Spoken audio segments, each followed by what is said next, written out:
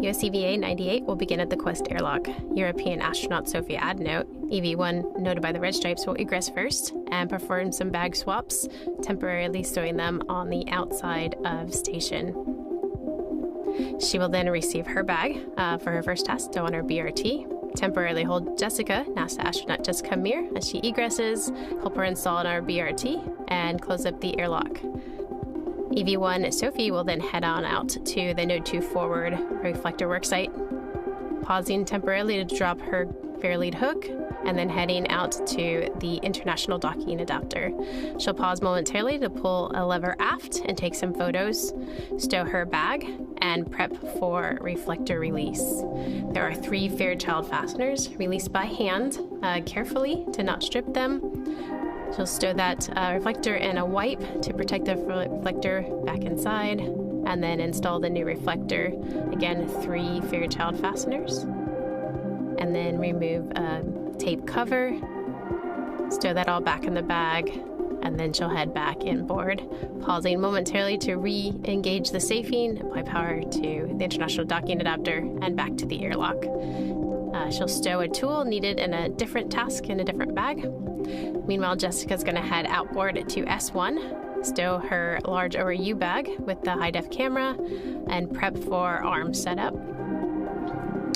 The Lee will meet her at S1. She'll install the foot restraint, retrieve her large ORU bag, and ingress the SSRMS for a maneuver over to the S1 lower outboard external high-def camera. We'll temporarily stow a round scoop and a lens cover to protect our camera during the remove. Jessica will then release 3 cables, a WAP cable, and then a power and data cables. She'll temp those to the side, and then she will release the camera off the ratcheting bracket by flipping a cam lever. A temp stow on the outside of her bag while she retrieves the spare and installs the spare. And then power and data are applied, followed by the WAP cable.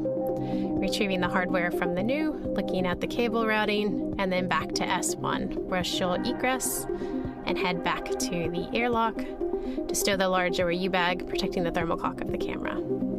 She'll retrieve a crew lock bag needed for her AMS activities, head back to her location at S1, and re-ingress the SSRMS.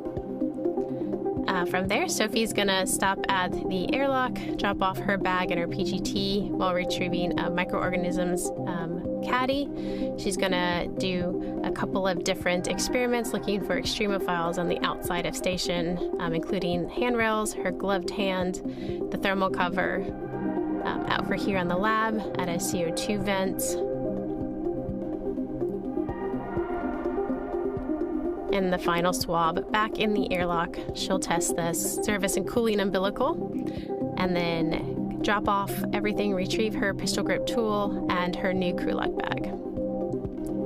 From there, Sophie's going to head all the way outboard past the Sarge, momentarily dropping her green fair lead hook, and then out to S4, where she's going to work on the integrated equipment assembly, releasing and reapplying a lower torque. This will allow for robotics, remove and replace later if ever needed. Then she'll stow her tools, retrieve her bag, and continue outboard.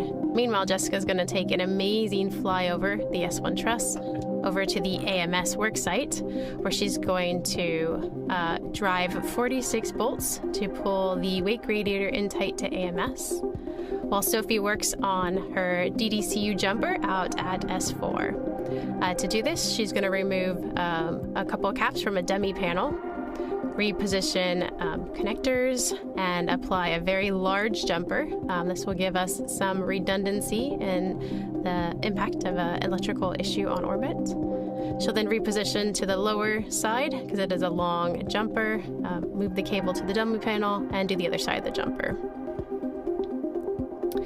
From there, she'll clean up her work site and reposition for her next activity. Meanwhile, Jessica's at AMS, and she's going to break and remove 4 corner bolts. This allows for up to 4 AGS or AMS guide studs to be installed temporarily by hand, and then followed with a torquing with the pistol grip tool.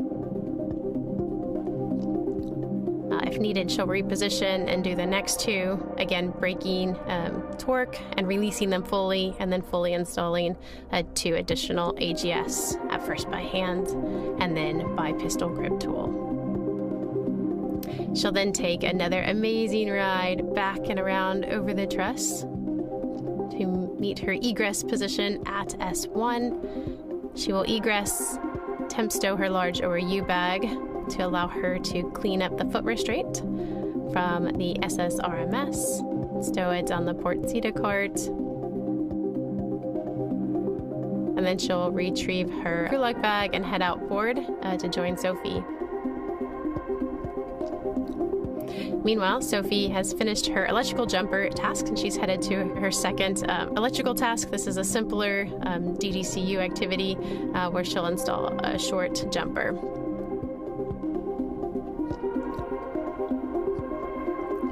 Meanwhile, Jessica will head outboard for a fluid jumper. She's going to pause at S5, S6, pull back a jumper which is filled with nitrogen, and install for a future radiator fill of ammonia.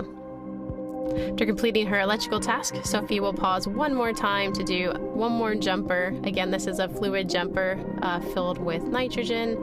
She's going to cross it over S6 to S5 and allow for the future radiator fill. Both crew will meet back at the airlock for a successful conclusion of EVA 98.